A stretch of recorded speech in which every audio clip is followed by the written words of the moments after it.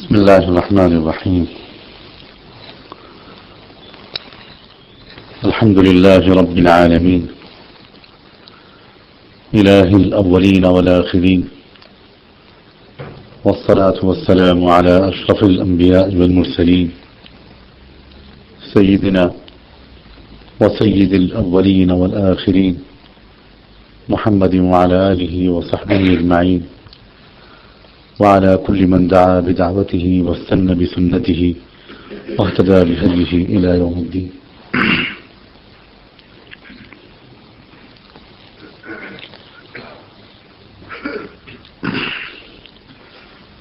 حضرات علماء کرام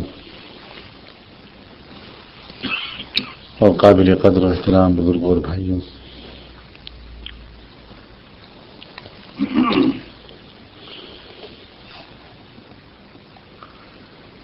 حدیث کی تقریباً سبھی کتابوں میں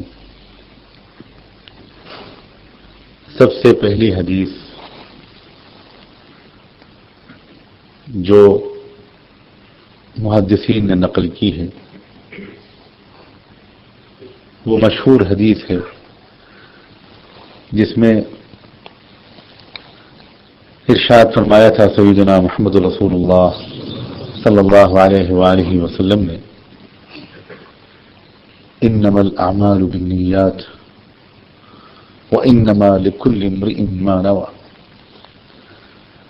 فمن كانت هجرته الى الله ورسوله فهجرته الى الله ورسوله ومن كانت هجرته الى دنيا يصيبها او امرأة يتزوجها فهجرته الى ما هاجر اليه.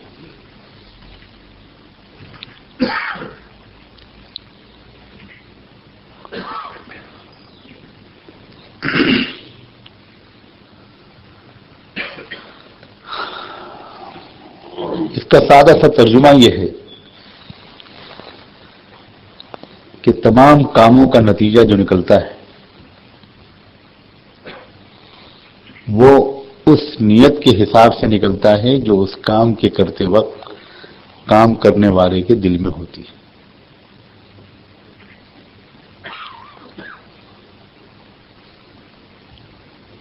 ہر آدمی کو وہی ملتا ہے جو اس کام کے کرنے کے پیچھے اس کا اصل مقصد اور جذبہ اس کے دل میں چھپا ہوا ہوتا ہے. وَإِنَّمَا لِكُلِّ امْرِئٍ مَا نَوَى.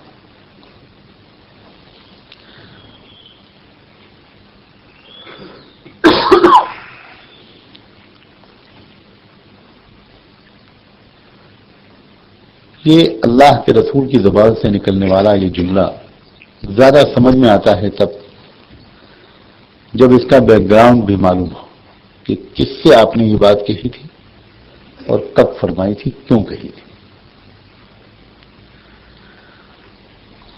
جب ہجرت کا رواج ہونے لگا اور لوگ مکہ مکرمہ سے ایک ایک کر کے نکل کر مدینہ منورہ آنے لگے، اجازت ملنے لگی اور ایک ایک کر کے لوگ صحابہ کرام سیدنا محمد رسول اللہ صلی اللہ علیہ وآلہ وسلم سے اجازت لے کر مدینے آنے لگے، تو اسی زمانے میں ایک صاحب آئے اللہ کے رسول کے پاس اور انہوں نے بھی اجازت مانگی کہ مجھے بھی مدینے جانے کی، ہجرت کر کے جانے کی اجازت دے دیجیے. آپ نے ان کی اس اجازت مانگنے کے جواب میں یہ جملہ ارشاد فرمایا تھا.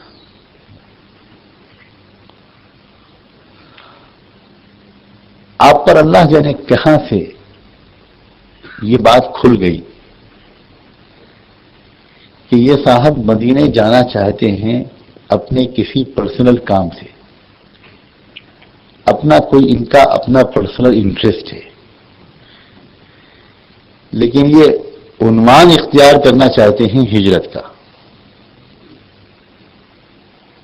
اس لیے کہ ان کو وہاں پر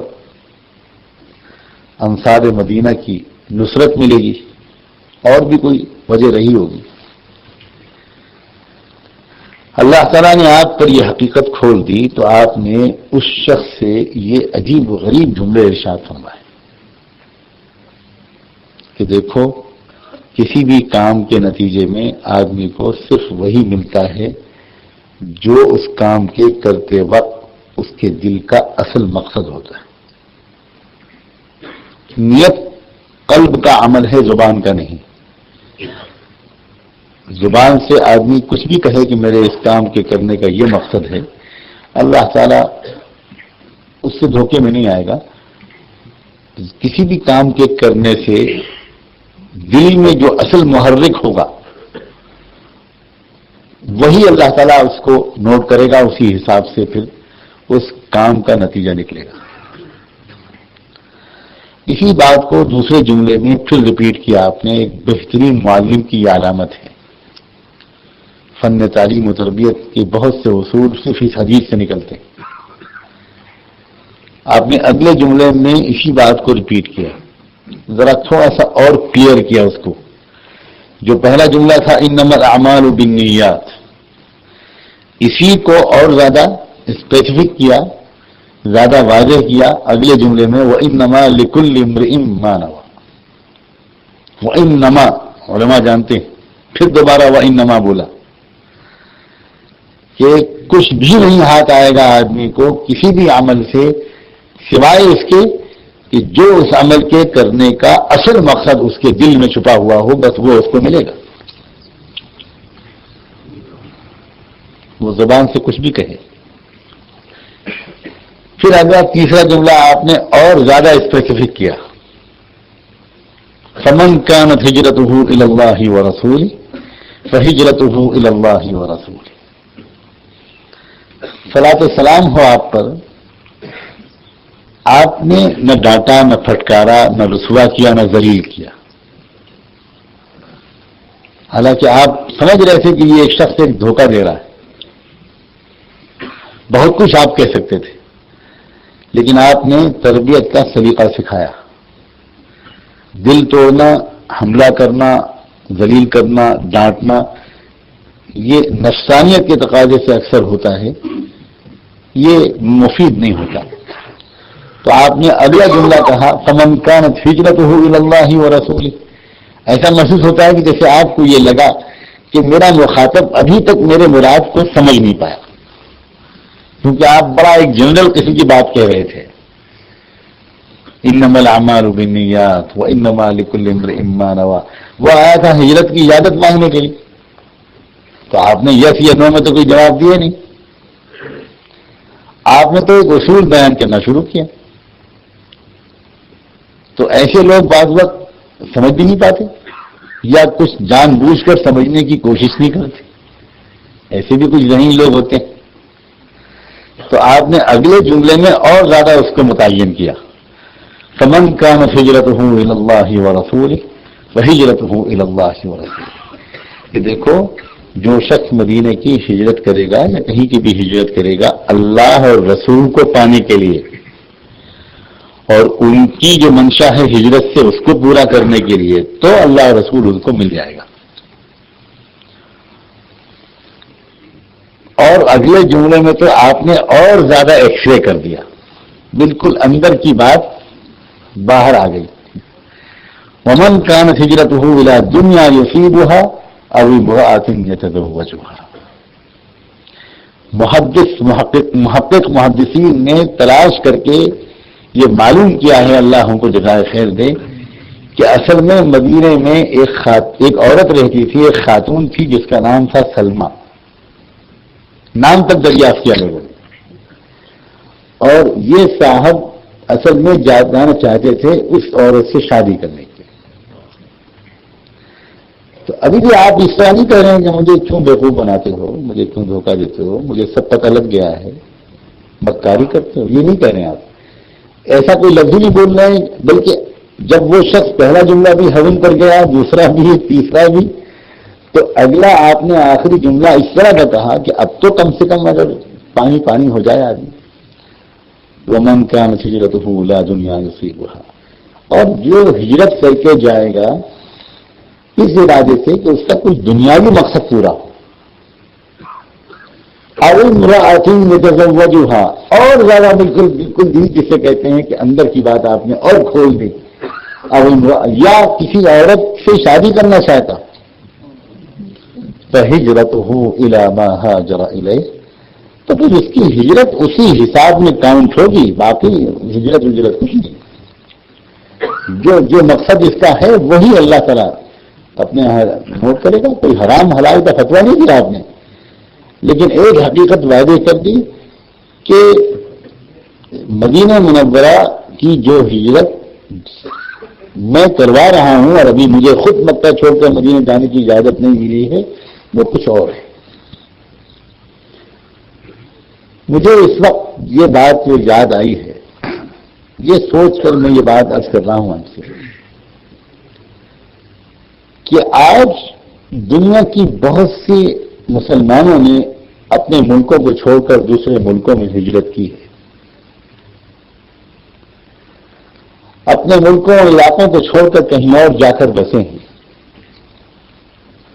یہ کوئی پہلی بار نہیں ہو رہا ہے، یہ کوئی پہلی بار نہیں ہوا ہے۔ سیدنا محمد رسول اللہ صلی اللہ علیہ وآلہ وسلم نے پورے عالم کی ایک ذمہ دار امت جو تیار کی تھی، تو اس کے قافلے در قافلے مشرق مغرب اور شمال جنوب میں ہر طرف جا کر پھیل گئے تھے اور مختلف علاقوں میں جا کر بسے تھے، لیکن زمین و آسمان کا فرق ہے اس وقت کی ہجرت میں اور اس وقت کی ہجرت میں۔ کیوں؟ اس لیے کہ انما الاعمال بالنیات۔ وہ اللہ کے بندے دنیا میں کہیں گئے تھے دنیا کمانے کے لیے نہیں، وہ گئے تھے ایک اور مقصد لے کر۔ اور آج دنیا میں جتنے مسلمان دنیا میں کہیں جا کر ہجرت کر کے بسے ہیں، وہ اپنے الگ الگ مقاصد لے کے گئے ہیں۔ فمن كان هجرته الى الله ورسوله فهجرته الى الله ورسوله ومن كان هجرته الى دنيا يصيبها او امرأة يتزوجها فهجرته الى ما هاجر اليه۔ آج کا مسلمان جس ارادے سے ملکوں کو چھوڑ کر دوسرے ملکوں میں بسا ہے اس کو وہ مل گیا، اس وقت کے مسلمان جس مقصد کے لیے گئے تھے اس کو وہ ملا۔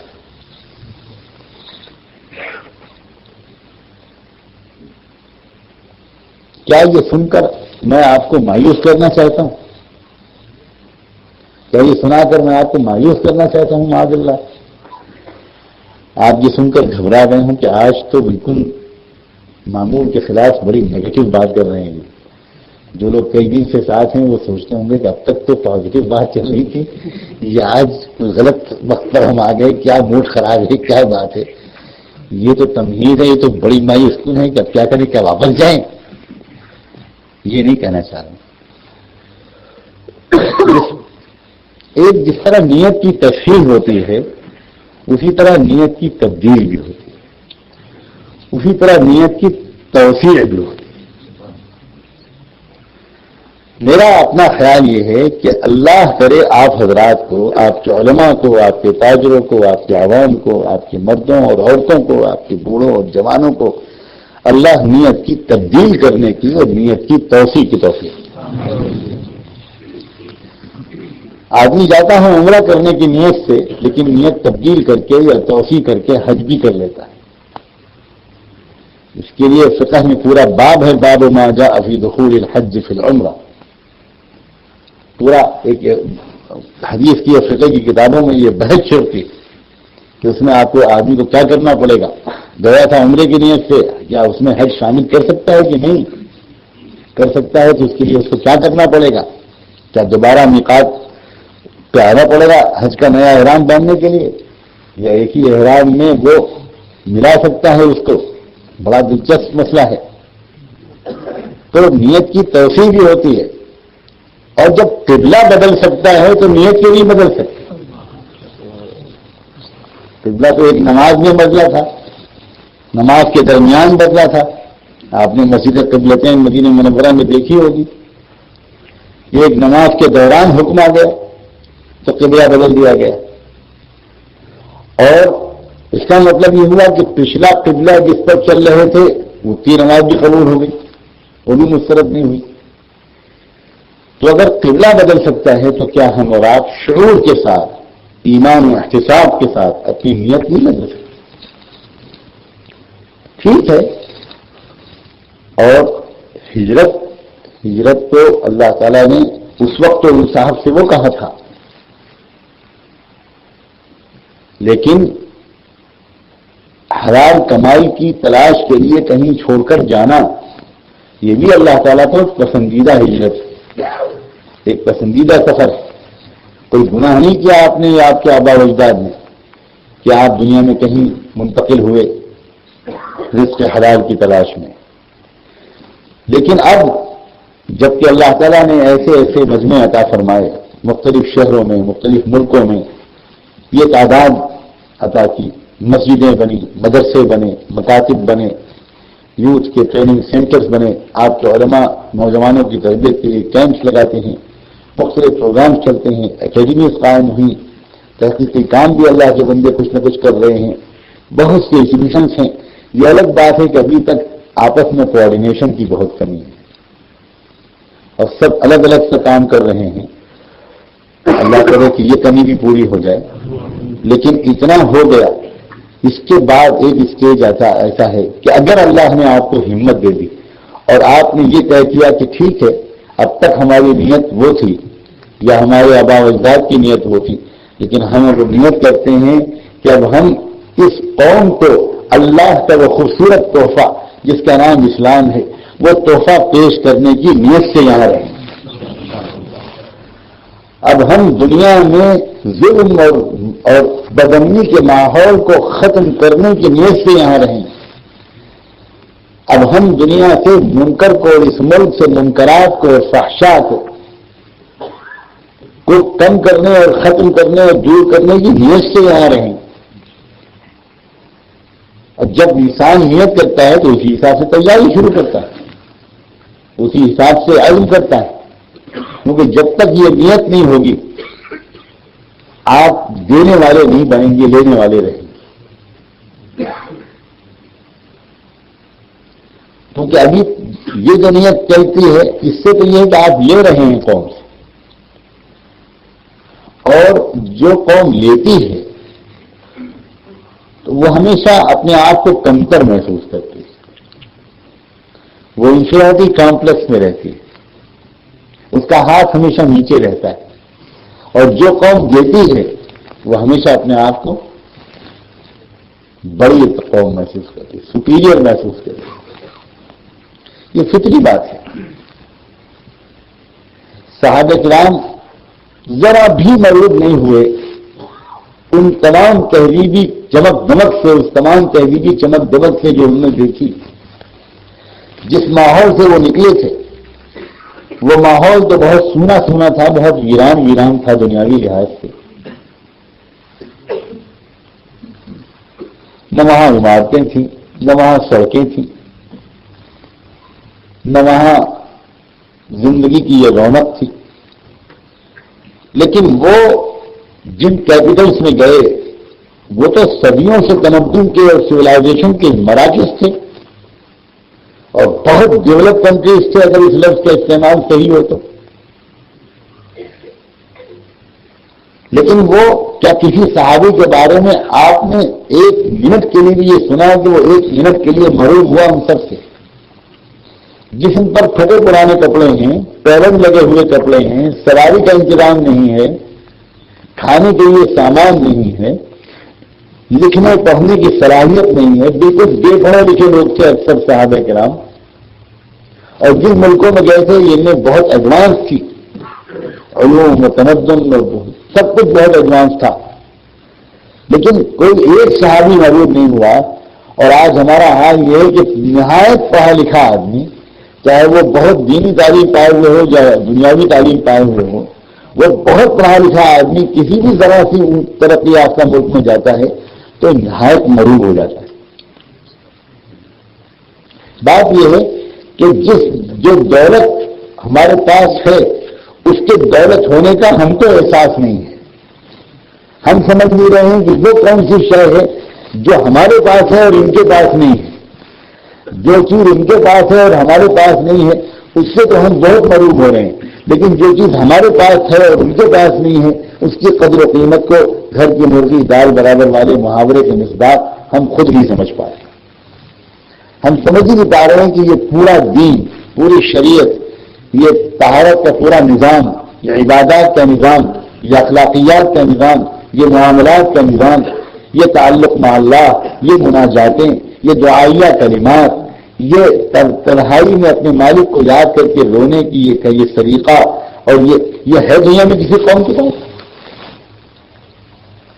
لیکن آج دنیا میں ہم اگر ہم نہیں جانیں گے ان چیزوں کی قدر و قیمت کو تو دوسروں کو کیا بتائیں گے؟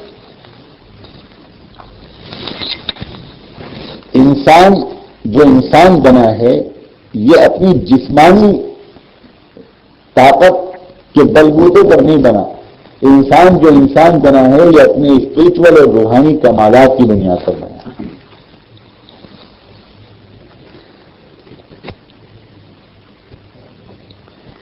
لیکن آج دنیا میں انسان ایک حیوان کے طور پر جانا جاتا ہے، پڑھایا بھی یہ جاتا ہے. اسی لیے انسان جب ایک دوسرے سے آگے بڑھنے کی کوشش کرتا ہے تو انسانی کمالات میں نہیں، حیوانی کمالات. معلوم ہوتا ہے فلاں صاحب کو انعام ملا، اس بات کا انعام ملا کہ وہ 75 گھنٹے پانی کے اندر رہے. تو یہ کمال انسان کا ہے کہ مچھلی کا؟ فلاں صاحب کو کمال ملا، پرائز ملا اولمپک میں، انہوں نے جیتا.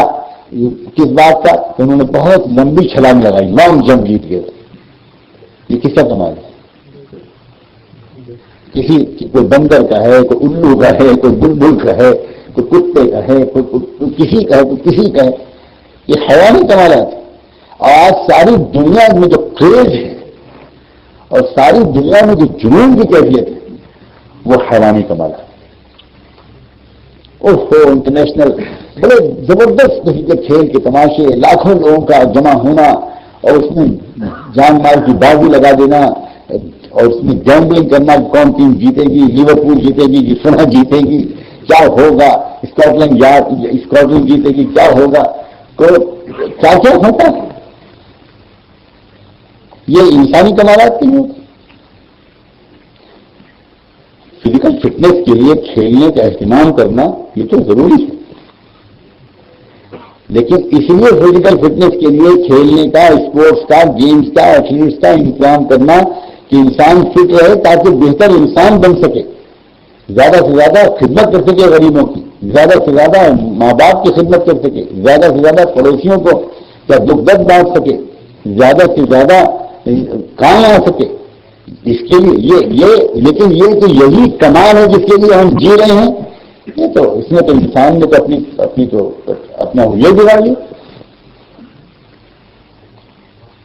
انسانی کمالات بالکل کچھ اور ہے. انسانی کمال یہ ہے کہ انسان کو غصہ آتا ہے تو اس کو غصے کو کنٹرول کرنے کی صلاحیت اس میں ہے یا نہیں. انسانی کمال یہ ہے کہ انسان اکیلے انجوائے کرنا چاہتا ہے یا دنیا کے ضرورتوں کے پورے ہونے میں اور لوگوں کی خوشیوں میں دوسروں کو بھی شریک کرنا چاہتا ہے. یہ انسانی کمال ہے. دیکھیے جسم حیوان ہے، روح ملکوتی ہے. میں زیادہ تفصیل اس کی نہیں کر سکتا. جسم تو ایک مٹیریل ہے، ایک مادے سے بنی ہے. تو جسم تو کھا کر سیراب ہوتا ہے لیکن روح کھلا کر سیراب ہے. جسم سو کر اس کو آرام ملتا ہے لیکن روح کو کسی دوسرے سکے ہوئے مسافر کو سلا کر سکون ملتا ہے. جسم کو پہن کر آرام ملتا ہے لیکن روح کو کسی دوسرے کو پہنا کر آرام ملتا ہے. یہ وہ تہذیب ہے، یہ وہ کلچر ہے، یہ وہ زندگی گزارنے کا طریقہ ہے کہ جو دنیا ہی کو جنت بناتا ہے، جس کا نام اسلام ہے. سیدنا عبداللہ بن عباس فرمایا کرتے تھے کہ ان فی الدنیا جنتا من لم يدخلها لم يدخل جنت الآخرہ. اسی دنیا میں ایک جنت ہوا کرتی ہے، جو اس دنیا کی جنت میں نہیں جائے گا وہ آخرت کی جنت میں بھی نہیں جا سکتا. آج دنیا کے کتنے انسان اس دنیا میں جنت کا مزہ لے رہے ہیں؟ ہم اور آپ میں سے کتنے ہیں جس کو دنیا میں جنت کا مزہ آ رہا ہے؟ کس کو اطمینان قلب نصیب ہے؟ ہر شخص عجیب کیفیت میں ہے. جو نعمتیں ہم کو ملی ہوئی ہیں وہ ہم کو کم یاد رہتی ہیں، جو ابھی نہیں مل پائی ہیں وہ ہمیں زیادہ یاد رہتی. بولیے یہ ہے، یہ بیماری ہماری ہے کہ نہیں؟ ہر وقت یہ سوچتے رہتے ہیں جو نہیں ملی ہیں. جو آدمی ہر وقت ان کو سوچے جو اس کو ملی ہوئی ہیں وہ بہت خوش رہے گا، بہت مطمئن رہے گا. ہر وقت سوچے گا واہ میرے پاس آنکھیں ہیں، میرے پاس کان ہیں، میں چل سکتا ہوں، میں بول سکتا ہوں. کتنے لوگ ہیں جو سن نہیں سکتے، دیکھ نہیں سکتے، بول نہیں سکتے، سون نہیں سکتے، کتنے معذور ہیں. میں کھا سکتا ہوں، میں پی سکتا ہوں، میں ادھر جا سکتا ہوں، میں ادھر جا سکتا ہوں، میرے پاس بستر ہے، میرے پاس کپڑے ہیں، میرے پاس مکان ہے، میرے پاس گھڑی ہے. تو شکر کی کیفیت رہے گی، اور شکر کی کیفیت رہے گی تو خوشی کی کیفیت رہے گی. اندر اطمینان رہے گا، میرے پاس یہ نہیں، میرے پاس یہ نہیں، وہ بھی ہو جاتا، وہ بھی ہو جاتا، وہ بھی ہو جاتا. تو فرسٹریشن کی کیفیت رہے گی، ایک قرآن کی کیفیت رہے گی، اور اسی سے سینکڑوں بیماریاں پیدا ہوتی ہیں. اسی سے حسد پیدا ہوتا ہے، اسی سے ظلم پیدا ہوتا ہے، اسی سے حق مارنے کا گناہ سرزد ہوتا ہے، اسی سے خیانت ہوتی ہے، اسی سے جھوٹ بولتا ہے، اسی سے بیٹی کا حصہ جائیداد میں مارتا ہے. یہ سب اسی کی وجہ سے ہوتا ہے کہ جو نہیں ہے وہ مل جائے. جو ملا ہوا ہے اس کو اپریشیٹ نہیں کرتا، اس کا پورا احساس نہیں ہوتا. جو نہیں ملا ہوا ہے اس کے لیے گناہ کرتا ہے. تو جہنم میں تو بعد میں پہنچے گا، پہلے تو اسی زندگی کو اس نے اپنے لیے خود جہنم بنا دی. آپ نے ہمیشہ دیکھا ہوگا کہ اللہ والوں کے چہروں پر ہمیشہ رونق رہتی، کھلے ہوئے چہرے گلاب کی طرح. عجیب بات ہے. جب بھی آپ کسی واقعی صاحب دل کو دیکھیں گے تو آپ کو یہ صاف محسوس ہوگا کہ چیزیں تو ہمارے پاس ان سے بہت زیادہ ہیں، مگر وہ اطمینان، وہ مسلط، وہ خوشی، وہ بشاشت جو ان کے چہرے سے چھلکی پڑ رہی ہے وہ ہمیں ایک دن کے لیے نصیب نہیں. تو اس کا تعلق تو اسی سے ہوتا ہے کہ یہ زندگی اللہ کے بندوں کو، تھوڑی بہت مسلمانوں کو نصیب ہے. اللہ کے بندوں رحم کھاؤ اس قوم پر جس کے درمیان رہ رہے. بڑی باصلاحیت قومیں ہیں، یہ بڑی باصلاحیت قومیں ہیں. اللہ تعالیٰ سیدنا محمد رسول اللہ صلی اللہ علیہ وآلہ وسلم کی رہنمائی کے دامن سے ان کو تعلق نصیب فرما دے تو یہ دنیا کو دکھا دے کہ اسلام ہے کیا. تو بہت بڑی بدقسمتی ہے یورپ کی، یہ بگڑی ہوئی مسیحیت اس کے حصے میں آئی، بہت بڑی ٹریجڈی ہے. اب میں کیا عرض کروں، میں بہت سادہ سی بات کرنا چاہتا ہوں تاکہ ہر ایک سمجھ سکے. ورنہ قرآن مجید کی ایک آیت ہے لعلک باخع نفسک علی آثارہم ان لم یؤمنوا بہذا الحدیث اسفا. اللہ اکبر. اذ علی آثارہم، اے محمد شاید تم، اگر یہ لوگ تم پر تمہاری لائی ہوئی اس کتاب پر ایمان نہیں لائیں گے تو اس ایمان نہ لانے کے جو نتیجے نکلنے والے ہیں آئندہ پوری تاریخ انسانی پر اور آئندہ پوری نسل انسانی پر جو آثار مرتب ہونے والے ہیں، محمد تم ان کو سوچ سوچ کر اپنے کو ہلاک کر لو گے. علی آثارہم، علی آثارہم سے مراد کیا ہے؟ آثارہم کی ضمیر کدھر جا رہی ہے؟ علماء کرام سے ہاتھ جوڑ کے درخواست کرتا ہوں کہ قرآن کی ایک ہی آیت پر کم سے کم غور کر لیا کریں، یعنی نہ صحیح پورے رکوع پر. آثارہم کی ضمیر کدھر جا رہی ہے؟ ہم لوگ گزر جاتے ہیں کہ شاید تم اپنے آپ کو ہلاک کر لو گے ان لوگوں کے پیچھے. کن لوگوں کے پیچھے؟ الذین قالوا اتخذ اللہ ولدا، ان کی طرف اشارہ ہے. اس لیے کہ اللہ تعالیٰ نے سورہ کہف کے شروع میں فرمایا تھا الحمدللہ الذی انزل علی عبدہ الکتاب ولم یجعل له عوجا قیما لینذر بأسا شدیدا من لدنہ ویبشر المؤمنین الذین یعملون الصالحات ان لهم اجرا حسنا ماکثین فیہ ابدا وینذر الذین قالوا اتخذ اللہ ولدا ما لهم به من علم ولا لآبائهم كبرت كلمة تخرج من يقولون إلا كذبا.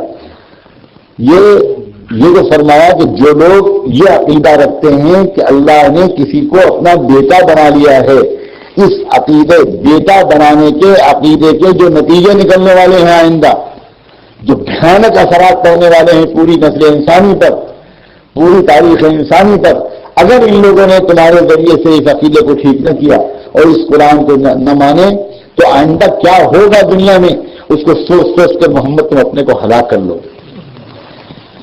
اور آج دنیا میں جتنے مظالم ہیں، یہ بات جو علماء اور دانشوروں کے درمیان اللہ کرے کبھی موقع ملے اور مجھ سے زیادہ بہتر طریقے سے بیان کرنے والے کسی عالم کو موقع ملے کہ وہ پیش کرے کہ پوری دنیا میں جو کچھ ہوا ہے، جتنے مظالم ہوئے ہیں، جتنی جنگ عظیم ہوئی ہے، جتنی ورلڈ وار ہوئی ہے، جتنا اس وقت بگڑے ہوئے مذہبی تصور نے دنیا میں ایکسپلائٹیشن کیا ہے، جو چرچ نے جو کچھ کیا، جو کچھ پوپ کے سسٹم نے جو کچھ کیا، جو کچھ اس پوری دنیا میں ایکسپلائٹیشن ہوا، اور پھر اس کے نتیجے میں جو پروٹیسٹنٹ بنے، اس کے ریئیکشن میں جو کمیونزم آیا، اس کے ریئیکشن میں جو میٹیریلزم آیا، جو ایتھیزم آیا، اور دنیا مذہب سے مایوس ہو گئی، ہر پڑھے لکھے آدمی کو مذہب سے نفرت ہو گئی، مذہب والوں کے گندے اور دوگلے کردار سے چڑ ہو گئی، اور اس کو لگا کہ سب سے زیادہ دنیا میں جو خبیث لوگ ہیں اور گندے اور دھوکے باز لوگ ہیں، اور عوام الناس کے مذہبی جذبات کو گمراہ کر کے اور ان سے چندے مانگ کر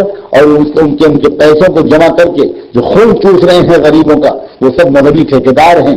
چنانچہ دنیا کے عام انسان کو مذہبی لوگوں سے نفرت ہو گئی۔ یہ سب نتیجہ تھا ایک عقیدے کا کہ خدا کا بیٹا مان لیا۔ آگے جو کچھ ہوا اس کے بعد، جو کچھ اس کے بعد ہوا، اس لیے کہ دین کا بگڑا ہوا تصور، جب دین کا تصور نسخ ہوتا ہے، جب مذہب ایکسپلائٹیشن کا ذریعہ بنتا ہے، تو دنیا میں بدترین ایکسپلائٹیشن جو ہوتا ہے وہ مذہب کے نام پر۔ کوئی پولیٹیکل لیڈر عوام پر اتنا ظلم نہیں کر پاتا، کوئی پولیٹیکل ریولوشن اتنا زبردست ایکسپلائٹیشن کا نظام نہیں کھڑا کر پاتا جتنا کہ مذہبی ایکسپلائٹیشن جو جسٹیفائی کرتا ہے، لیجیٹیمیٹ کرتا ہے باقاعدہ، اور اس کو ایک قانونی جواز فراہم کرتا ہے عوام کا خون چوسنے کو۔ یہ سب جو ہوا ہے، یہ پورا یہ جو دنیا مذہب سے دور بھاگی ہے، اور سائنس اور مذہب کو جو الگ الگ کیا گیا اور پڑھے لکھے لوگوں کو مذہب سے نفرت ہو گئی، یہ کب ہوئی؟ جب انہوں نے دیکھا کہ یہ عجیب غریب قسم کا مذہبی تماشا ہے، یہ عجب تماشا ڈھونڈ ہے بالکل، کہ جو چاہو گناہ کرو، بس یہ خیال رکھو کہ عیسیٰ تم سب کی طرف سے سولی میں چڑھ کے چلے گئے۔ بس تم کو کیا کام کرنا ہے؟ تم کو خالی جا کر وہاں بشپ کے پاس، فادر کے پاس جا کر اقرار کرنا ہے کہ مجھ سے یہ گناہ ہوا ہے، اور وہ تم کو بتائے گا کہ تم کو کتنا پیمنٹ کرنا ہے، کس گناہ کا تم کو کیا کرنا ہے پیمنٹ، اور پھر وہ تم بتا دو تم اتنا پیسہ دے دو گے، تو پھر وہ کیا کرے گا؟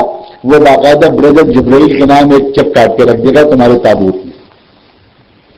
آپ کو پتا نہیں، یہاں بچوں کو بھی پتا ہے کہ چرچ آف انگلینڈ کیا کرتا ہے کہ باقاعدہ تابوت میں ایک چیک ایک نوٹ رکھا جاتا ہے کہ please pay to the bearer of this cheque the 3rd floor of Paradise. تو وہ یہ اب جبریل علیہ السلام جب آتا ہے ملک الموت یا آتا ہے وہ عذاب کا فرشتہ، وہ دیکھتا ہے کہ آلریڈی پیمنٹ تو ہو چکا ہے، تو اب جہنم میں نہیں جا سکتا، یہ تو پیمنٹ ہو چکا ہے، اب تو مجبوری ہے۔ لاہور والا دنیا کی وہ قومیں جو ستاروں پہ کمن ڈال رہی ہیں، دنیا کی وہ قومیں جو اسپیس میں اسٹیشن بنا رہی ہیں، دنیا کی وہ قومیں جو ٹیکنالوجی میں آخری انتہا تک پہنچ رہی ہیں، کہ دنیا کی وہ قومیں اس سے خرافاتی مذہب کو مان سکتی تھی؟ سوال ہی نہیں پیدا ہوتا۔ جن کا مزاج اینالائز کرنے کا ہو، جن کا مزاج آبزرویشن کا ہو، جن کا مزاج کریٹیکل اسٹڈی کا ہو، وہ دنیا میں صرف ایک ڈھانچہ مان سکتے ہیں، ایک کو رہبر مان سکتے ہیں، اور وہ ہے محمد رسول اللہ۔ دینًا قیما ملت ابراہیم حنیفا، جو دین فطرت ہے، جو دین علم ہے، جو دین ہے تحقیق کا، جس میں بار بار کہا گیا ہے لعلکم تعقلون، لعلکم تتفکرون، جس میں انکریج کیا گیا ہے یتفکرون فی خلق السماوات والارض، جس میں کہا گیا ہے کہ اولو الالباب کون ہوتے ہیں؟ الذین یذکرون اللہ قیاما وقعودا وعلی جنوبہم ویتفکرون فی خلق السماوات والارض ربنا ما خلقت ھذا باطلا سبحانک فقنا عذاب النار، جس میں کہا گیا کہ عقل والے وہ لوگ ہوتے ہیں جن کے اندر دو صفات ہوتی ہیں. ایک یہ کہ وہ کھڑے بیٹھے لیٹے ہر وقت اللہ کو یاد کرتے رہتے ہیں, سوچتے رہتے ہیں, یاد کرتے رہتے ہیں. اور یہ یاد کی کیسے تم کے اندر پیدا کی ہوتی ہے؟ یاد کا تعلق دل سے ہے, تفکر کا تعلق دماغ سے ہے. یذکرون اللہ قیاما وقعودا وعلی جنوبہم ویتفکرون فی خلق السماوات والارض. انسانوں کے بعد دو قوتیں ہیں, اگر یہ دو قوتیں صحیح استعمال ہو جائیں تو دنیا کی سب سے طاقتور اور مہذب قوم بنے بغیر رہ نہیں سکتے. ایک قوت ہے دل کی اور ایک قوت ہے دماغ کی. دل کی قوت یذکرون اللہ قیاما وقعودا, دل میں روشنی آتی ہے ذکر سے, دل میں جلا آتی ہے ذکر سے, دل میں طاقت آتی ہے ذکر سے, دل میں نرمی اور حلاوت اور ذائقہ آتا ہے ذکر سے. تو دل کا ان کا صحیح استعمال انہوں نے سیکھ لیا, اللہ کو یاد کرتے رہتے ہیں. اور یتفکرون فی خلق السماوات والارض, اور سوچتے کس بارے میں رہتے ہیں؟ وہ سوچتے اس کے بارے میں نہیں رہتے ہیں. وہ سوچتے اس کے خلاف تعریف, اس کے خلاف تعریف, یہ ان کی سوچ اور سب کا موضوع نہیں ہے. اشاروں کو سمجھتے رہیے بس. آج ہمارے دماغ کیا سوچتے رہتے ہیں اور اللہ تعالیٰ نے کیا کہا ہے کہ تمہاری دماغوں کو کیا سوچنا چاہیے. یتفکرون فی خلق السماوات والارض, آسمانوں اور زمین کی تخلیق کے بارے میں سوچتے رہتے. کیا دنیا میں تمام سائنسز میں سے کوئی سائنس یتفکرون فی خلق السماوات والارض سے باہر نکل سکتی؟ کوئی سائنس, بایولوجی ہو, جیولوجی ہو, اوشنولوجی ہو, انٹرالوجی ہو, گائنیکالوجی ہو, سائیکولوجی ہو, کوئی بھی سائنس خلق السماوات والارض, السماوات والارض کی تخلیق میں سوچتے رہتے ہیں. اور جب وہ سوچتے ہیں تو ان کو عجائب جو نظر آتے ہیں, یہ جو عجائب نظر آتے ہیں تو ان عجائب کے کو سوچتے سوچتے ان کا دماغ بالکل مطمئن ہو کر پکار اٹھتا ہے کہ سبحانک ربنا ما خلقت هذا باطلا, اے ہمارے رب, آپ نے یہ سب بلا وجہ نہیں پیدا کیا. یہ ہو ہی نہیں سکتا کہ آپ یہ پیدا کر کے توڑ پھوڑ کر پھینک دیں اور اس کے بعد اگلی کوئی اور دنیا نہ ہو. یہ تو ہم ماننے کو تیار ہیں.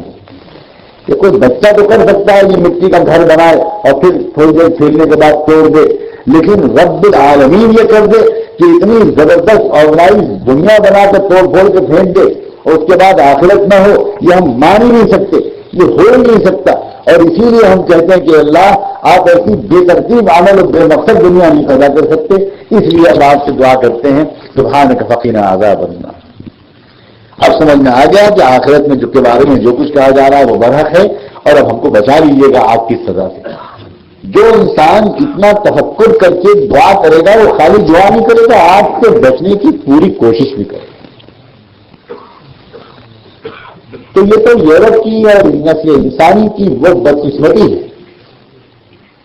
اور اللہ تعالیٰ بہت پہلے سورہ کہف میں کہہ چکا کہ ایسا لگتا تھا جیسے اللہ کے رسول صلی اللہ علیہ وآلہ وسلم کا دل بے چین تھا کہ کسی طرح جن لوگوں نے خدا کا بیٹا قرار دے دیا ہے کسی کو, یہ مان لیں, ورنہ اگر یہ نہیں مانیں گے اور ان کی سمجھ میں نہ آیا تو ہزاروں سال تک بربادیاں رہیں گی, بہت پریشانیاں آئیں گی.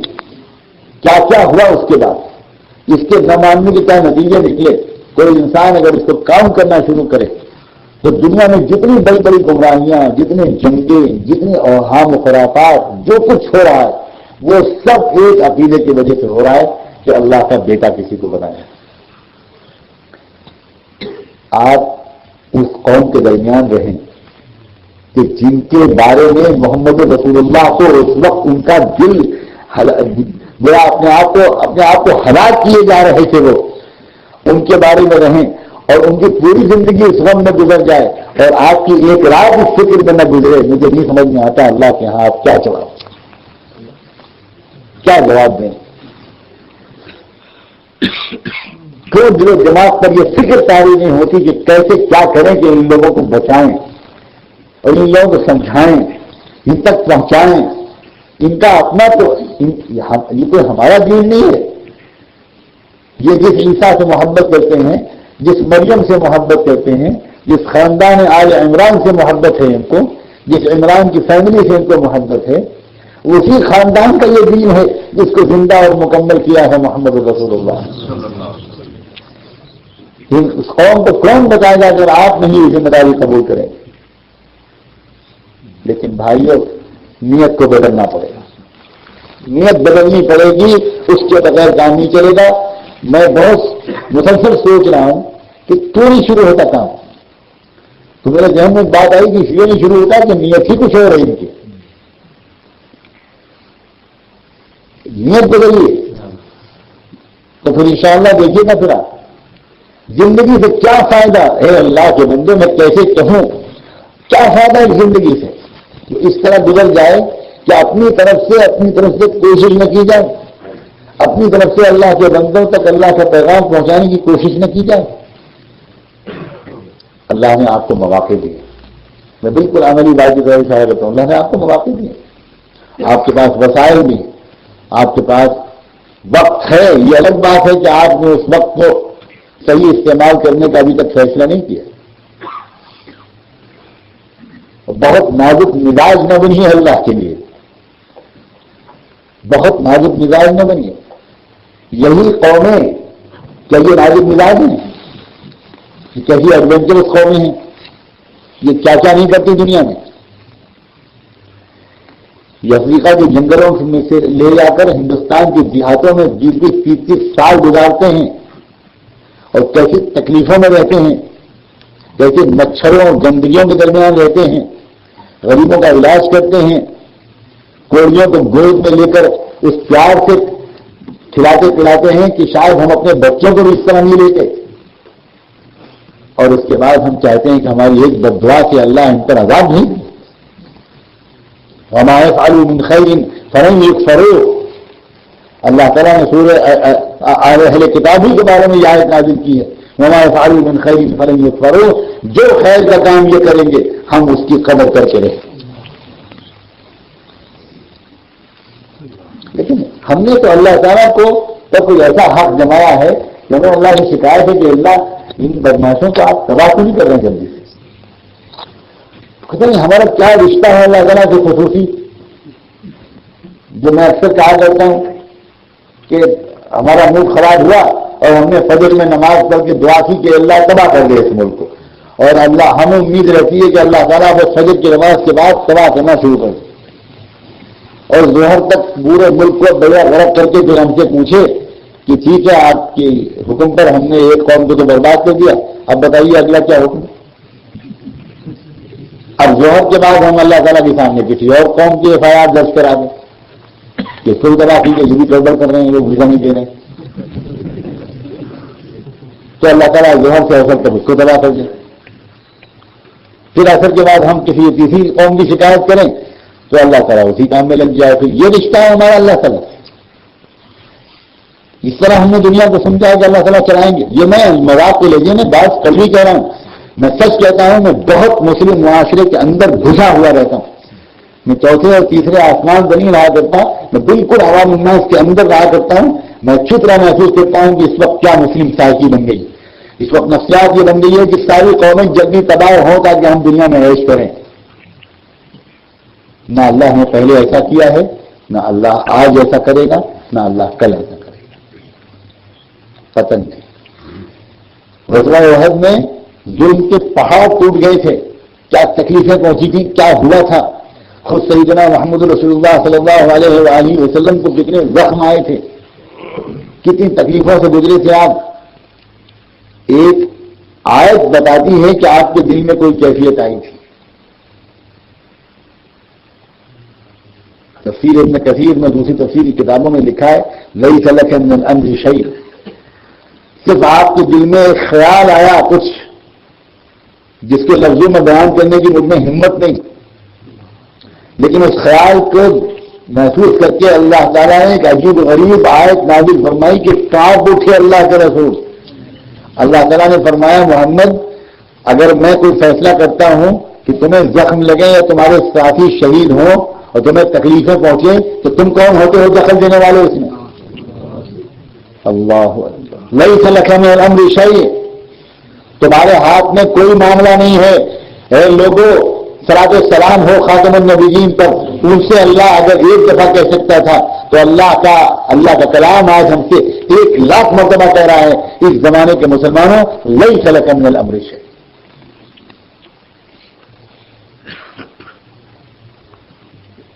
ہم اپنی غلطیوں کو تو محسوس نہیں کر رہے، ہم کئی 100 سال سے لے رہے ہیں قوموں سے، ہم نے کئی 100 سال سے قوموں کو دینا چھوڑ دیا ہے۔ جو قوم لیا کرتی ہے اس کی حقارت دلوں میں بیٹھ جایا کرتی ہے، اور جو قوم بے نیاز ہو کر دیا کرتی ہے اس کی محبت دلوں میں آتی ہے۔ جو ربیع بن عامر گئے تھے ایرانی سپر پاور ایرانین امپائر کے چیف آف اسٹاف کی دربار میں، ایسا دربار تو ربیع بن عامر کے خاندان نے کبھی نہیں دیکھا، اور خاص طور پر ربیع بن عامر نے بڑا اہتمام کیا تھا اور زیادہ ڈیکوریشن کیا تھا، اور پوری طرح مروب کر دینے کی پوری پلاننگ کی تھی اس نے۔ ایسے شاندار جھاڑ خانوس اور ایسے ایسے ہتھیاروں کو ڈسپلے کیا تھا کہ اس کو یہ خیال تھا کہ ربیع بن عامر مجھ تک پہنچنے سے پہلے بلب کی طرح فیوز ہو چکے ہوں گے،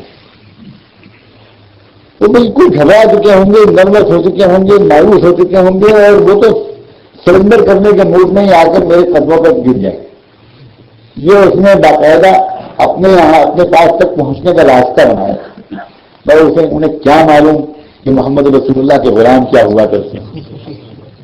انہوں نے بھی ربیع کے دل پر عجیب ان کو مستی چھا گئی، وہ اپنے گدھے سے اترے ہی نہیں، اپنے خچری کے سوار رہے، ایک حال سے دوسرے حال اور دوسرے سے تیسرے حال، اور لوگ برابر کہہ رہے ہیں کہ تم پہلے اتریے اس کے آگے نہیں، وہ کہہ رہے ہیں میں بلایا ہوا آیا ہوں، میں خود سے نہیں آیا ہوں، جس طرح میں جاؤں گا جانا چاہوں گا، جانے دو گے تو جاؤں گا کہ جا رہا ہوں واپس۔ اب وہ جگہ تھے کہ 7 کلو کی وہ بلایا تھا، چلی تو معلوم ہونے کے بجائے وہ سارا جو عملہ تھا وہ گھبراہ ہوا تھا کہ یہ ہے کون، اور صرف یوں نہیں آ رہے، جب دیکھا کہ شاندار قالین بچھے ہوئے ہیں تو اپنے نیزے سے اس قالین میں چھید کرتے چلے گئے، وہ چھید قالین میں نہیں ہو رہے تھے، وہ ان کے دل و دماغ اور نفسیات میں ہو رہے، ایک آپریشن تھا وہ کر رہے، اور جا کر اس خچر کو جا کر باندھ دیا اسی کے تخت سے، اور اس کے بعد بیٹھ گئے تکیے پہ۔ اتنا جہاں لوگ سجدے کرتے تو نیچے پڑ گئے تھے تو کوئی سوال نہیں پیدا ہوتا تو پاس میں۔ دنیا میں نفسیاتی جنگ چل رہی ہے آج بھی۔ ربیع بن عامر پر سلام ہو کہ انہوں نے بات چیت شروع ہونے سے پہلے جنگ جیت لی، انہوں نے۔ اب نفسیات ان کی کچھ اور تھی اور اس کی کچھ اور تھی۔ اب اس نے پوچھا من الذی جاء بکم، تم لوگ آئے کس لیے ہو؟ تو جواب دیتے ہیں اللہ ابتعثنا لنخرج من شاء من عباده من عبادة العباد الى عبادة رب العباد۔ ہمیں اللہ نے بھیجا ہے اس لیے کہ انسانوں کو انسانوں کی غلامی سے نکال سکے۔ کہاں سے یہ فراست ملی تھی اے ربیع بن عامر، آپ کو کہاں سے ملی تھی؟ آپ نے تو تاریخ نہیں پڑھی ہوگی فرشن امپائر کی ربیع بن عامر نے، آپ کہاں سے یہ بڑے الفاظ استعمال کر رہے ہیں؟ پورا نظام، پورا پولیٹیکل سسٹم، پورا اکنامک سسٹم اور پورا سوشل سسٹم، وہ پورا کا پورا جو کھڑا ہوا تھا وہ ایکسپلائٹیشن پر، اور ایک خاندان نے بقیہ پوری قوم کو اپنا غلام بنا رکھا۔ کیا یہی آج نہیں ہو رہا ہے؟ کیا یہی موجودہ اکنامک سسٹم نہیں ہے کہ 5 دن کماؤ 2 دن پھینک دو؟ پھر بندے کو جب جاؤ تو بریڈ اینڈ بٹر کے لیے بھی بارو کر کے جاؤ، یہ نہیں ہے سسٹم؟ بڑے خوبصورت نظر آتے ہیں یہ لوگ، نظام کیا بنایا ہے؟ کیوں نہیں آپ لوگوں نے اس بات پر غور کیا کہ جن اسکولس میں رائل فیملی کے بچے پڑھتے ہیں، جن اسکول میں رولنگ کلاس کے بچے پڑھتے ہیں اس ملک میں، وہاں کوئی ایجوکیشن نہیں ہے؟ یہ بات میں بہت تحقیق کے بعد کہہ رہا ہوں۔ وہاں ڈریس بھی بہت مناسب قسم کا ہے، وہاں سبجیکٹ بھی کچھ اور ہیں۔ یہ کیا ہو رہا ہے؟ جن علاقوں میں پبس اور بارس کھولے گئے ہیں زیادہ سے زیادہ. اور یہ پفس اور بارس کن لوگوں کے ہیں؟ اس میں یہ سب کے سب اسی رولنگ کلاس کے ہیں. اور وہ رولنگ کلاس نے پالیسی کیا بنائی ہے کہ عام قوم تو کما کر پفس اینڈ بارس میں پیسے کو پھینک دے تاکہ وہ پیسے پھر ان کے پاس پہنچ جائے اسی رولنگ کلاس کے بعد. اور پھر وہ بینکوں سے بورو کرے اور پھر وہ انٹرسٹ کی بنیاد پر وہ قرضے دیں اور پھر وہ عوام کا بلڈ سک کر کے وہاں چلا جائے. یہ ہے وہ حسین نظر آنے والی تہذیب. ایک غریب پردیسی مسافر چند دن کے لیے آ کر اس سسٹم کو پڑھ سکتا ہے. آپ جو یہاں رہتے ہیں اس سسٹم کو مجھ سے کہیں بہتر طریقے پر جان سکتے ہیں. لیکن کیا میں شکایت کرنے کا حق رکھتا ہوں کہ بہت گہرائی سے بہت کم لوگوں نے بہت کیا. بہت کم لوگ اسٹڈی کر رہے ہیں کہ یہ ہو کیا رہا ہے. یہ پورا سسٹم کیا ہے؟ کچھ لوگوں نے پوری قوموں کو غلام بنا رکھا ہے. پوری دنیا کی قوموں کو غلام بنا رکھا ہے. ربیع بن عامر کا یہ جملہ ہم غلامی سے نکالنے کے لیے آئے. یہ کتنا زبردست انقلابی جملہ ہے. کیا زبردست پیغام ہے اس میں. ہم مذہب بدلنے نہیں آئے ہیں. ہم دنیا کے انسانوں کو کنورٹ کرنے کے لیے نہیں آئے ہیں. ہم دنیا سے کچھ چھیننے کے لیے نہیں آئے ہیں. ہمارا دل رحمت دو عالم کی صحبت کے بعد سے ایسا ہو گیا ہے کہ جب تک ہم جی رہے ہیں دنیا میں مظلوم دنیا میں رہیں اور ہم ان کی مدد نہ کر پائیں, غریب رہیں اور ان کی مدد نہ کر پائیں, غلام رہیں اور ان کو آزادی سے ہم نہ نکال پائیں, ایسی زندگی ہم نہ جی پائیں گے. ایسی زندگی سے موت اچھی. ہم تو ایک خاص کام کے لیے پیدا کیے گئے. ہم اپنے لیے پیدا ہی نہیں کیے گئے. کنتم خیر امت اخرجت للناس. ہم کو دنیا کے انسانوں کی خدمت کے لیے پیدا کیے گئے. ایسا نہ ہو کہ میں یہ باتیں کہوں اور آپ سمجھیں کہ یہ بہت خیالی باتیں ہیں. اللہ اس پست ہمتی سے بچائے, اس پست ہمتی سے بچائے. یہ ذہن میں وسوسہ میں شیطان ڈال دے کہ ایسا کیسے ہو سکتا ہے. ایسا بالکل ہو سکتا ہے. اور اللہ دل و جان سے مجھے دعا کرنے کی اور توفیق دے کہ اللہ آپ کو ہمت دے دے, آپ کو سلیقہ دے دے, اور آپ یہ طے کریں جیسے میں نے لفظ بولا تھا نیت کی تبدیلی. نیت بدل کر اٹھیں اس مجلس سے اور نیت کو وسیع کر کے اٹھیں اس مجلس سے. بے شک اپنی حلال کمائی سب کو کمانی ہے بے شک, لیکن یہی مقصد ہو جائے زندگی کا. یہ محمد رسول اللہ کی امت کا فیشن نہیں تھا. کہ محمد رسول اللہ صلی اللہ علیہ وآلہ وسلم کی امت کا مزاج نہیں تھا کہ بس یہی اصل ہو اور تھوڑا بہت دین ثواب کے لیے رہ جائے. میرا اشارہ سمجھیں آپ, دین رہ جائے ثواب کے لیے اور زندگی کا مقصد دین نہ بننے پائے. یہ محمد رسول اللہ کی امت کے لیے کچھ بھی تھا. مقصد کا درجہ حاصل ہونا چاہیے, نیت کا درجہ حاصل ہونا چاہیے. اور جب آپ اس اعتبار سے سوچنا شروع کریں گے تو آپ کا تو بالکل آؤٹ لک بدل جائے گا.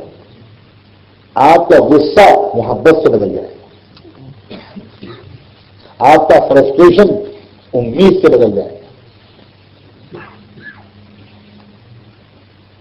بجائے اس کے کہ تمام دنیا کے انسانوں کی تباہی کی تمنا آپ کے دل میں رہے, تمام دنیا کے انسانوں کی خیر خواہی کا پیغمبرانہ جذبہ آپ کے دل میں رچے بسے گا.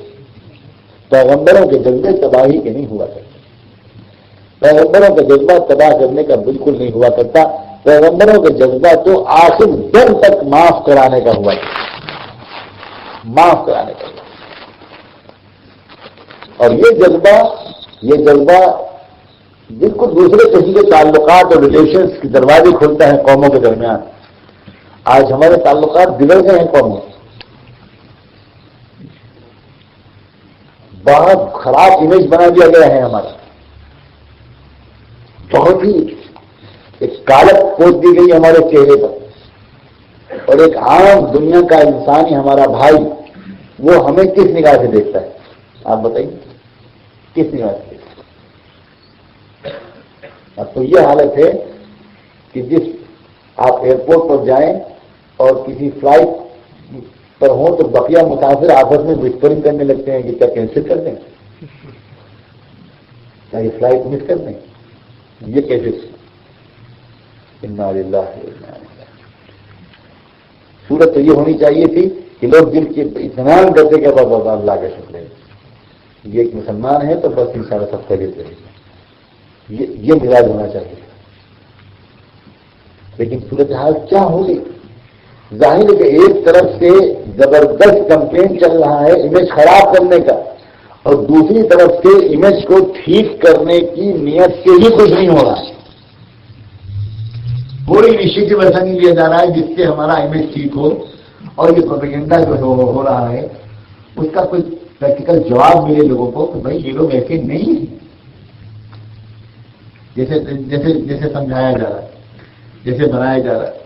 اور خوب ذہن میں رکھیے کہ یہ پروپیگنڈا جو کیا جا رہا ہے اور یہ امیج جو بگاڑا جا رہا ہے یہ بھی ایک وجہ سے بگاڑا جا رہا ہے. انہیں معلوم ہے کہ آج نہیں تو کل دنیا کی قوموں کی اکثر افراد محمد رسول اللہ صلی اللہ علیہ وآلہ وسلم کو پہچان رہے ہیں. اپنی اپنی مذہبی کتابوں کی روشنی میں لوگوں کو یقین ہے.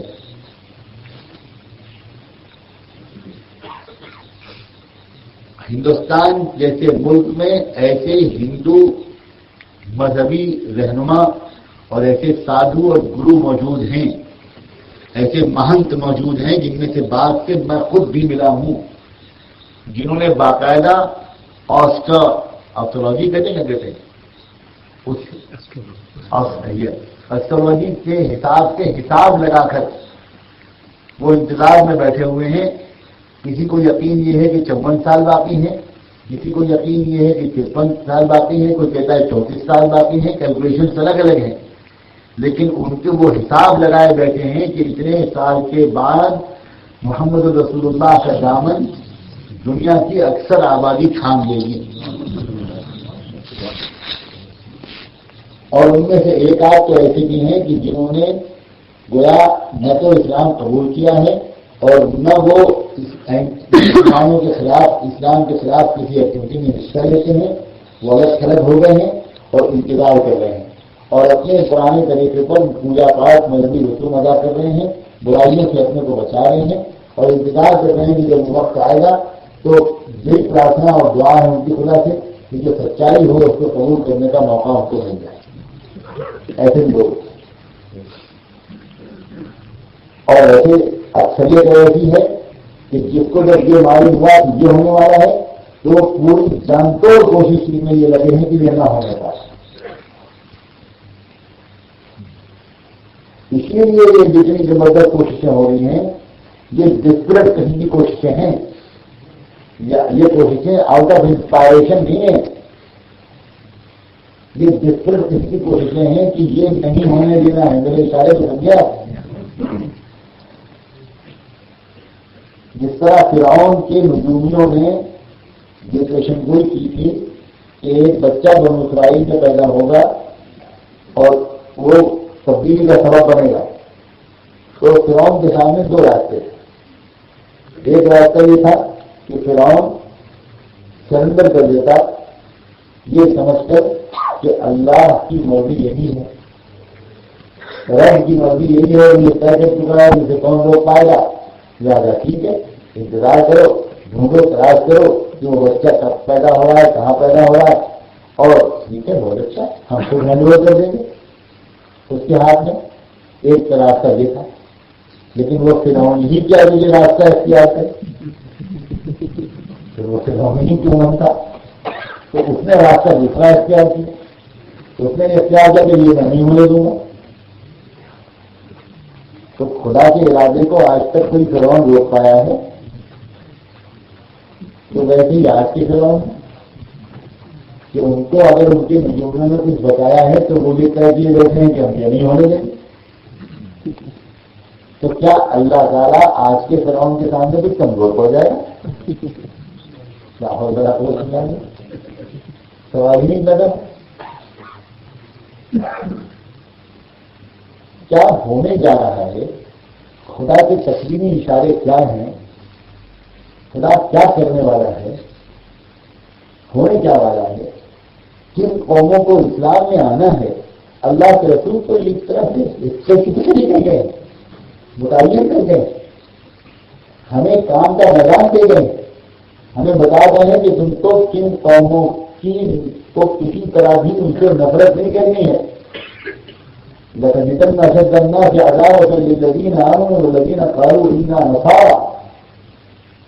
لَتَجِدَنَّ أَشَدَّ النَّاسِ عَدَاوَةً لِلَّذِينَ آمَنُوا الْيَهُودَ وَالَّذِينَ أَشْرَكُوا وَلَتَجِدَنَّ أَقْرَبَهُم مَّوَدَّةً لِلَّذِينَ آمَنُوا وَالَّذِينَ قَالُوا إِنَّا نَصَارَىٰ. یہ تو بالکل عجیب و غریب قسم کے اشارات ہیں. آپ ان قوموں کے بیچ میں ہیں جن قوموں کی اکثریت عیسیٰ علیہ السلام کی دنیا میں تشریف آوری کے بعد محمد رسول اللہ کو اپنا نبی تسلیم کر لے گی. یہ بالکل صاف لفظوں میں کہہ دینے میں مجھے کوئی ہچکچاہٹ نہیں. قرآن مجید میں صاف کہہ دیا گیا وَإِنَّ مِنْ أَهْلِ الْكِتَابِ إِلَّا لَيُؤْمِنَنَّ بِهِ قَبْلَ مَوْتِهِ.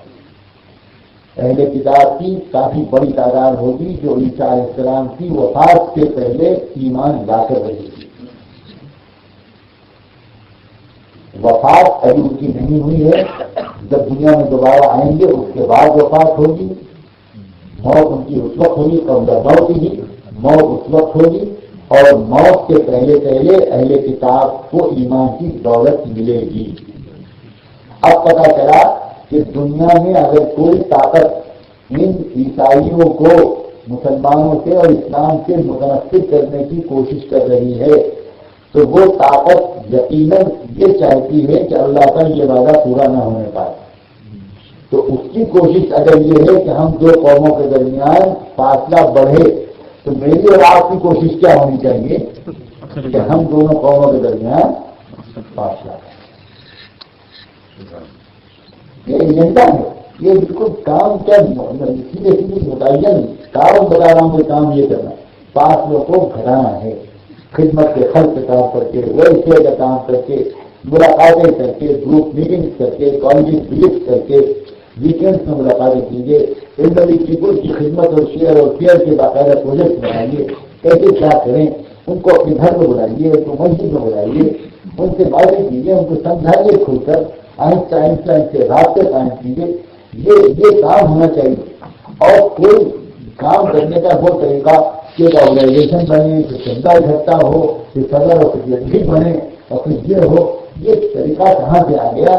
محمد رسول اللہ صلی اللہ علیہ وآلہ وسلم جس طرح سب سے نماز پڑھوا دیتے اسی طرح سب سے یہی کام کراتے. نماز کے لیے کوئی فیس نہیں ہوتی ہے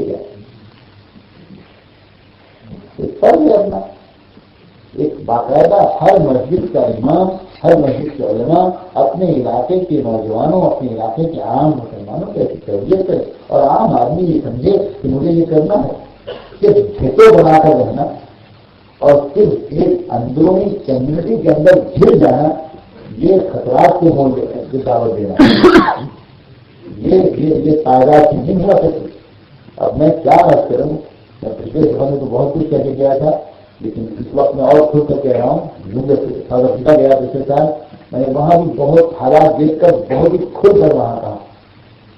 اور اکثر ان ملکوں میں جو کمیونٹی آئی ہوئی ہے گجرات سے وغیرہ سے آئے ہوئے ہیں لوگ میں خاص طور پر ان سے بھی کہتا ہوں اور ہر ایک سے کہتا ہوں کیا فجی کے حالات سے سبق نہیں لے رہے ہیں آپ کو.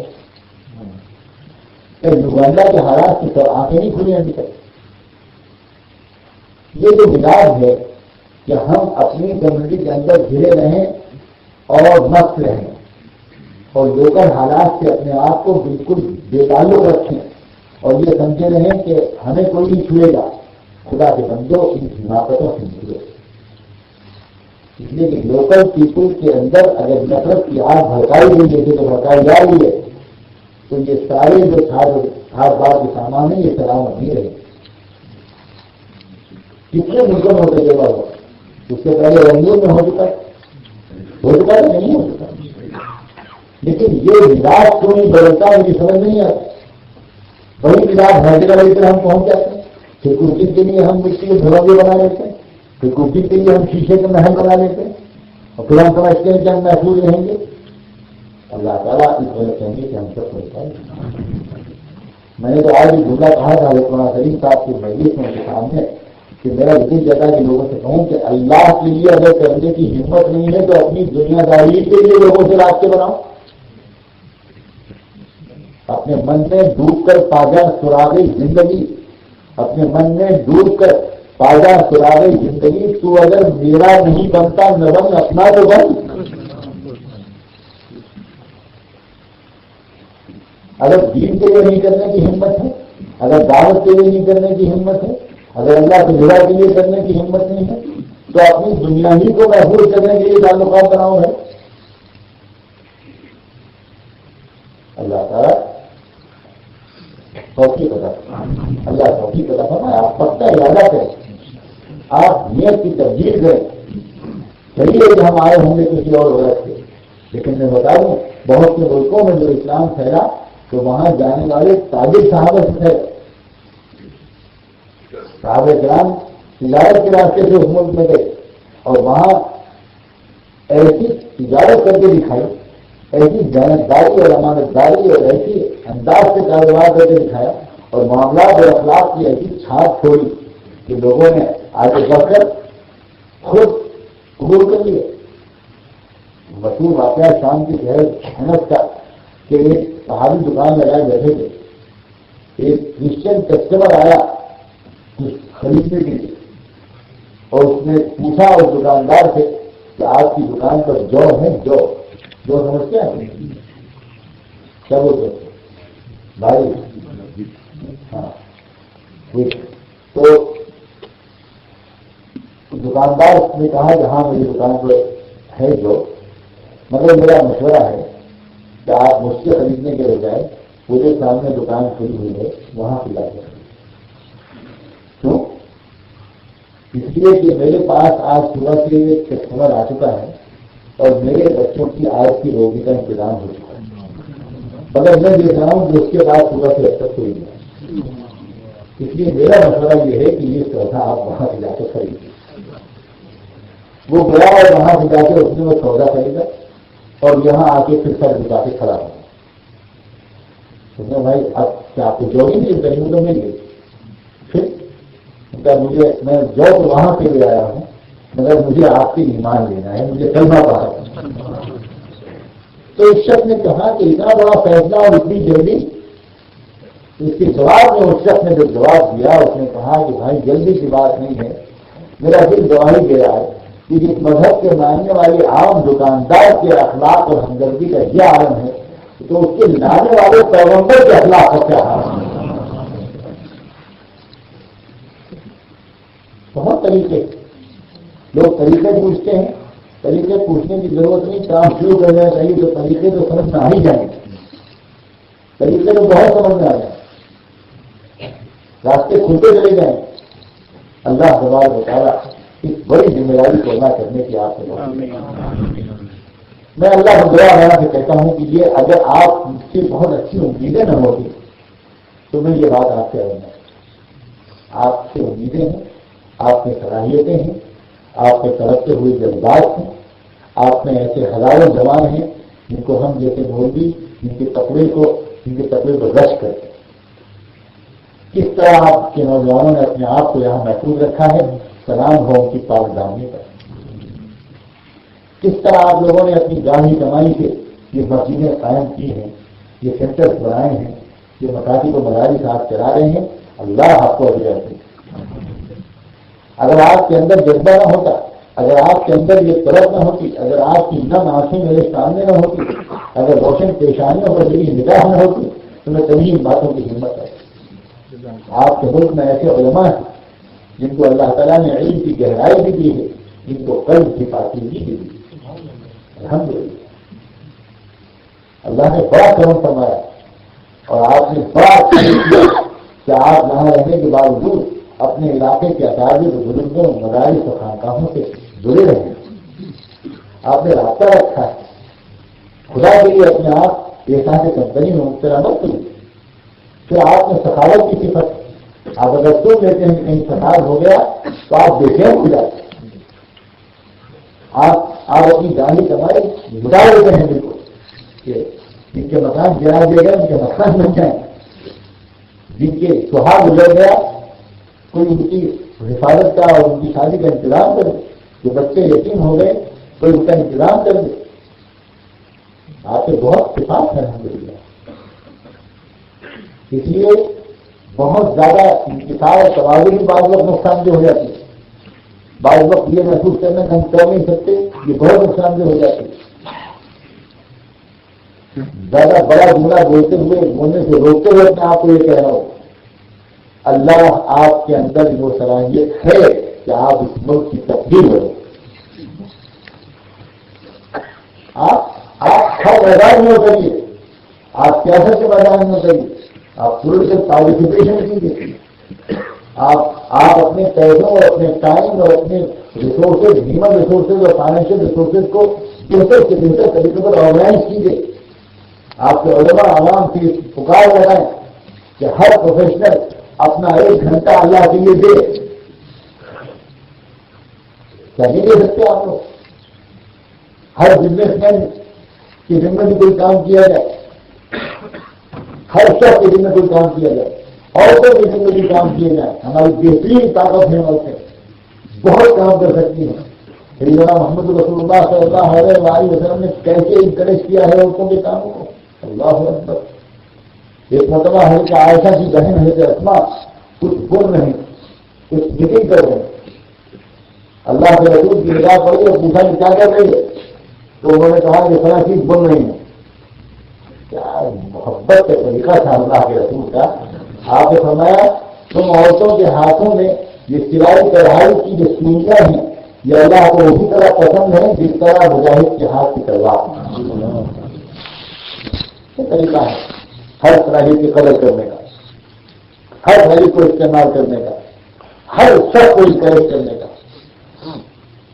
حضور نے تو نوجوانوں میں کشتیاں کروائیں، یہ بھی ایک طریقہ تھا نوجوانوں کی نوجوانی کی طاقت کے استعمال کرنے کا. بڑے عجیب و غریب طریقے، بہت عجیب و غریب بندہ. یہ اللہ وہ محبت ہمیں پھر سے سکھائے. میں آج کیا کروں، میں تو کبھی کبھی اپنے یہاں کے نوجوانوں سے معافی مانگا کرتا ہوں. یقین مانو کبھی کبھی میں اپنے یہاں کے نوجوانوں سے معافی مانگتا ہوں کہ معاف کر دینا، اگر تمہیں زندگی میں کچھ گناہ ہیں تو اس میں تمہارا قصور شاہد کرنے ہمارا ہے. ہم تم سے اس طرح کی محبت نہیں کر سکے جیسے ہمیں کرنی چاہیے. ہم تمہیں ڈھونڈ نہیں سکتے. اگر تم کوئی ناجائز کاروبار کر رہے ہو تو ہو سکتا ہے کہ اللہ کے یہاں ہم بھی پکڑے جائیں کہ ہم نے تمہارے لیے جائز کاروبار کا پورا انتظام نہیں کیا، ورنہ تم شاید مجبور نہ ہو. اللہ ہمیں محبت سکھائے، اللہ ہمارے دلوں میں کشادگی پیدا کرے. اللہ کے رسول صلی اللہ علیہ وسلم کے پاس ایک نوجوان آتا ہے اور آ کر کہتا ہے کہ اللہ کے رسول مجھے زنا کی اجازت دے دی. میں کیا کروں، میں بہت پریشان ہوں، میں اپنے آپ کو روک نہیں پاتا، مجھے زنا کی اجازت دے. میں آگے بڑھنے سے پہلے کہتا ہوں کہ اتنا سینہ کھولا تھا اللہ کے رسول نے اپنے نوجوانوں کے لیے کہ وہ نوجوان آ کر اپنے دل کی بات کیسے سکھاؤں. آج تو ہم آج کا نوجوان یہ باتیں کہہ نہیں پائے اور کہے گا تو 10 مرتبہ ڈانٹ سنیں. لیکن آپ نے کیا فرمایا، آپ نے جملہ کیا فرمایا، آپ نے اس کے جواب میں کہا کچھ دنوں نہیں ہے اتنا میرے قریب آؤ. 2 کلمے ہیں، 2 کلمے ہیں. اللہ ہم لوگوں کو بس خالی کچھ نہ عطا کر بس یہی عطا کر دے، کلمتان خفیفتان علی اللسان. میں تو ان 2 کلموں کو کہتا ہوں کلمتان عذر منی، مجھ سے میرا قریب تو آؤ. دنیا کا سب سے پاکیزہ انسان اس گندے کام کی اجازت ماننے والے نوجوان کو اپنے سے قریب کرا. یہ ہے مزاج نبوت. یہ نہیں کہ گندے کام سے کرنے والے کو اپنے سے دور کرو. ماں اپنے بچے کو دور نہیں کرتی، بچے کی گندگی دور کرتے، بچے کو نہیں دور کرتے. آج بہت سے سوسائٹی میں نوجوانوں میں بہت سے مسائل ہیں، اور مسائل ہیں اس پر مجھے کوئی تعجب نہیں، نہ ہوتے تو تعجب ہوتا. یہ تو جو نوجوان بچے ہوئے ہیں وہ ہم مبارکباد کے لائق، ورنہ جو حالت ہے یہاں اس میں اپنے کو بچانا کوئی آسان کام ہے. اللہ تعالیٰ ان تمام علماء کی کوششوں کو قبول فرمائے جو مدارس کے ذریعے، اکیڈمیز کے ذریعے نوجوانوں کو اپنے سینے سے لگا کر تنہائیوں میں ان سے دل جیت کر بات جیسی محبت دے کر اس معاشرے کی اصلاح کی کوشش کر رہے ہیں.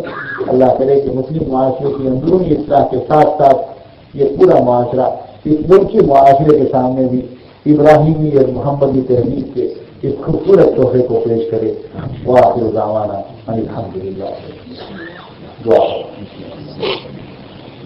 سبحان اللہ وبحمدہ سبحانک اللہم وبحمدک نشهد ان لا اله الا انت نستغفرك ونتوب اليك. اللهم صل على سيدنا محمد صلاة تنجينا بها من جميع الاهوال والآفات وتقضي لنا بها جميع الحاجات وتطهرنا بها من جميع السيئات وترفعنا بها اعلى الدرجات وتبلغنا بها اقصى الغايات من جميع الخيرات في الحياة الدنيا وبعد الممات انك على كل شيء قدير. اے اللہ ہم آپ کے بندے آپ کے حضور میں حاضر ہیں. اپنے قصوروں کا ہم اعتراف کرتے ہیں. ہم خطاکار ہیں, ہم قصوروار, ہم سیاکار اور مجرم, اور آپ غفار و ستار حنان و منان. اے اللہ معاف فرما دیجیے ہم سب کو. اب تک کی غفلتوں, گناہوں, معصیتوں کو معاف فرما دیجیے. اے اللہ بڑی امید کے ساتھ آئے ہیں. یہ سنا کہ اجتماعی طور پر سب لوگ جمع ہوں گے, وہاں دعا ہوگی. سنا ہے کہ اجتماعی دعا کو آپ قبول فرماتے ہیں. دوڑ کر آئے ہیں, اس دعا مانگنے کے لیے آئے ہیں. آج قبول فرما دیجیے. اب تک کی خطاؤں کو معاف فرما دیجیے. اس پورے مجمے کو محبت کی نگاہ دے دیجیے. اے اللہ اگر آپ نے بھی دھکار دیا تو کہاں جائیں گے. اے اللہ ایک بچہ اپنی ماں سے ناراض ہو کر گھر چھوڑ کر بھاگ گیا تھا. دن بھر بھٹکتا رہا, ماں جیسی محبت کہیں نہیں ملی. شام کو رات میں واپس گھر آیا, دیکھا دروازہ اندر سے بند ہے. روتے روتے وہی جینے پر سر رکھ کے سو گیا. اس کو نیند آ گئی. ادھر ماں ڈانٹ کے بھگا تو دیا تھا, لیکن دن بھر ماں نے حیرت سے ایک گھونٹ پانی نہیں اترا.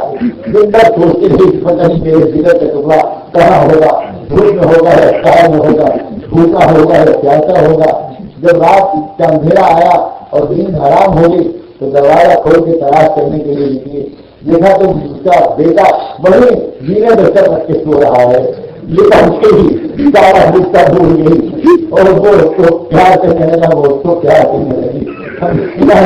کہ ماؤں سے زیادہ محبت آپ اپنے خطاکار بندوں سے کرتے ہیں. ہم کمزور چلے گئے تھے, ناراض ہو کر, کچھ مایوس ہو کر, نہ بہت بھر کے بہت سزا پائی. واپس آ گئے ہیں, کے دعا مانگ رہے ہیں. ماں کی مامتا کر, ماں کی مامتا سے زیادہ سب کر دینے والے آج تمہیں قبول فرمائے, آج قبول فرمائے, آج معاف فرمائے, آج معاف فرمائے, آج معاف فرمائے. اللہ قبول فرمائے. آج تک یہ عہد کرتے ہیں گناہ نہیں کریں گے. خود کو والوں کو قائم رہنے کی توفیق فرمائے. اچھی نمازیں پڑھنے کی توفیق دیجیے. ہمارا دل لگنے لگے نمازوں میں رکوع سجدے کا ذائقہ عطا فرمائے, ذکر و قیادت کی حلاوت عطا فرمائے. ایک گناہ کی لذت بہت معمولی ہے اس لذت کے مقابلے میں جو گناہ سے اپنے کو روکنے کے نتیجے میں ملتی ہے. اس لذت کو اس لذت پر غالب کرنے کا, اس لذت کی حلاوت نصیب کرنا. اے اللہ آج جو کچھ عرض کیا گیا ہے اللہ سے قبول فرمانا. اے اللہ امت کے اندرونی اصلاحی کاموں کو اور بڑھاتے ہوئے اللہ ہم سب کو مل جل کر اپنے پڑوسی قوم کے سامنے یہ حقیق تحفہ رکھنے کی توفیق اور اس کا حوصلہ اور اس کا سلیقہ ہم سب کو عطا فرمانا. ایک آخری ابتدا اور ہے, ہم سب کی طرف سے نام برام رحمت العالم سیدنا محمد رسول اللہ صلی اللہ علیہ وآلہ وسلم کی خدمت اقدس میں درود و سلام بھیج دیجیے. ان پر اور ان کی آل پر, ان پر اور ان کی اہل بیت پر, ان پر ان کے صحابہ اور صحابیات پر, الفاظ مطہرات پر, ذریت طیبہ پر اور ان کے نقش قدم پر چلنے والے صالحین و صالحات پر اور اسی راستے پر جینے اور مرنے کی ہم سب کو توفیق عطا فرمائے. صلی اللہ تعالی علی خیر خلقہ سیدنا محمد وعلی آلہ وصحبہ اجمعین برحمتہ.